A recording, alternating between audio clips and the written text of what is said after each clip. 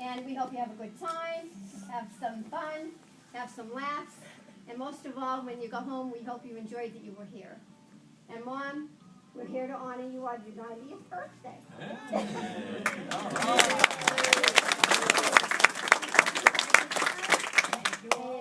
And enjoy your evening. Thank you. Have some good food, good friends, good family. We want you to know how much we all love you, and have a happy 90th birthday.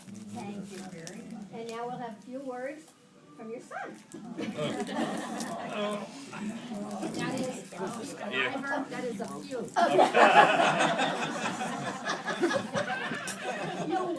All right.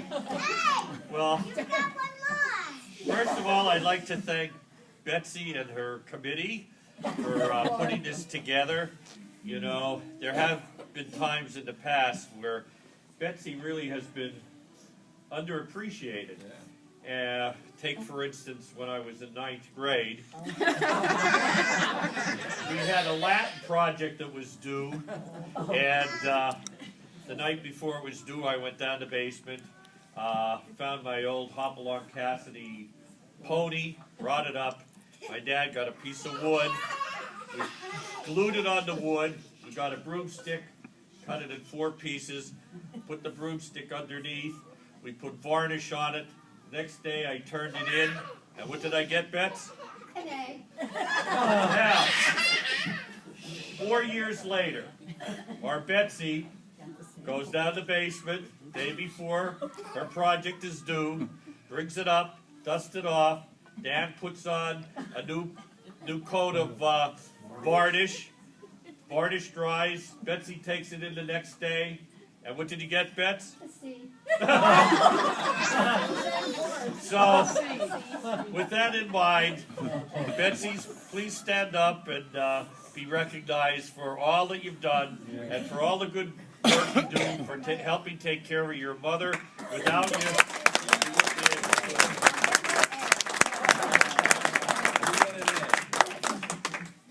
Well, I don't know where the 90 years went, right, Mom? I don't And know. there's so many stories to tell, but I think we should start by removing a misconception about my mom. Everybody here who knows Betty, when they think of her, they think of one thing, and what's that? No! No! Falling, right? And we need to correct that, all right? Now, I know when she was down at her sister's in Florida, at the wedding, she fell off the riser one time. And I know when she was down in Hilton Head, she fell down the steps at the seafood restaurant. And I know when she was in Atlantic City, she fell getting on the bus. And I know she was coming out of Granny's restaurant, and she fell over the bumper, getting into the car. And I know when she was down at therapy to prevent falling, she fell. So I just wanted to clarify that this was a misconception. Because actually, it's not too many, right, Mom? All right. So the next thing when you think of my mom, you do think, Rose, of who? Right. So I just wanted to share 1 or 2 stories about the 2 of them. And I see Mary Lou Garzi here, and Mary Lou can attest to this story. One Sunday they went for a ride up to the Poconos, and they went up the back road through by Waltz Drive in there.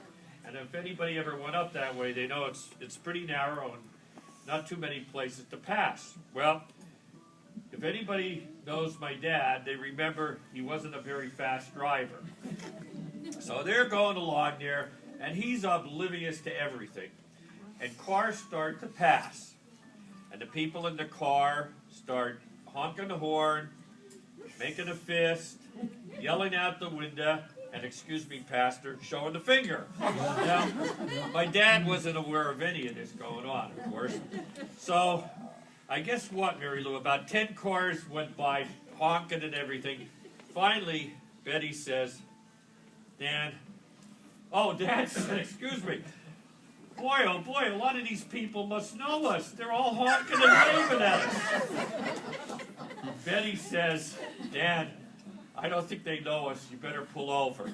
So he finally pulls over, and about 20 cars go zooming by, all beeping at him. So that was our Dan. But most of you probably don't know how the two of them met, do you? So, well, we're about to find out. I believe it was Betty's cousin, Ivor Richards, who set them up. And Betty asked Ivor. Ivor was a good friend with my dad. And Betty asked Ivor, well, what does Dan like? She said, Ivor said, well, he likes celebrities and he likes history. Betty said, oh, okay. So they go out on their first date and they're talking and they start talking politics. They get to talk about the president, and I believe it was Truman at that time. Betty says, oh, I know President Truman. Would you like to meet him? And Dan said, oh, you don't know him. Your dad does, but no, Betty said, I know him. So next week they go down to Washington. They pull up to the White House. Guard sees Betty, lets her in. They go into the White House. The guard lets them in the White House, and the president was in a cabinet meeting. Betty said, well, let him know I'm here. So President Truman comes out and gives Betty a big kiss, shakes hands with Dan, asked how Doc was doing, and said, make yourself at home and have some stay for dinner. So anyway, on the way home, Dan says, well, that was impressive, Betty. He said, you know, my real hero, though, was Winston Churchill. I bet you don't know him. Oh, yes, I know him. She said, oh, no, you don't. Betty said, yeah, I know him. So Dan said, well, we'll fly to London. So they fly to London, and they go to Parliament, and they go walking in, and Churchill's giving a big speech. He looks out, and he sees Betty, and he excuses himself, and he comes out, and gives Betty a big hug and kiss, and shakes Dan's hand, gives him a cigar, and said, make yourself at home, and take it from there. So, on the way out, Dan said, well, there's somebody, Betty, I know you don't know. And Betty said, who's that? Dan said, the Pope. And Betty said, oh, I know him. And so anyway, Dan said, well, we're going to find this out. So they fly to Rome. And the two of them are standing there in the pavilion there, waiting for the Pope to come out on the balcony. And Betty excused herself to go to the bathroom, of course. And Dan's standing there with all the crowd.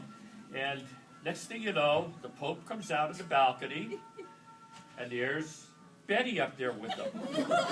Betty looks down and waves to Dan. Next thing you know, Dan passes out. And Betty rushes down and goes up to Dan and said, Dad, what happened? He said, Betty, he said, I'll tell you. He said, I was doing real good, and I was behaving, I was really impressed. And then 3 nuns behind me said, who's the guy up there in the balcony with Betty?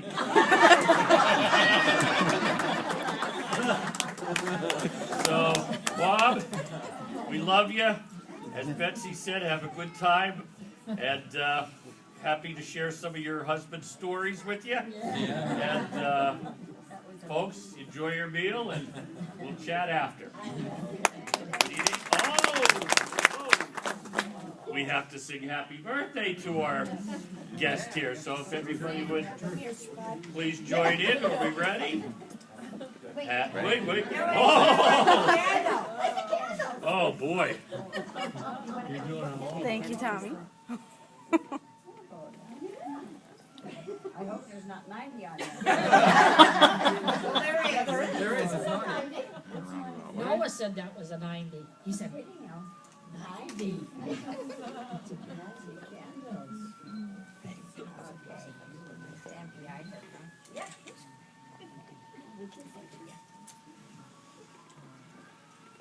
Okay. Vito and I. Okay, are you ready? Okay, here we go. Happy birthday to you. Happy Happy birthday to you.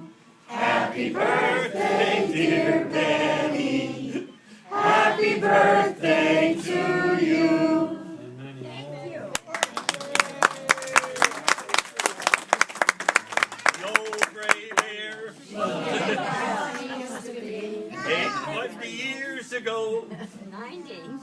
Did you get it, Bob? Yeah!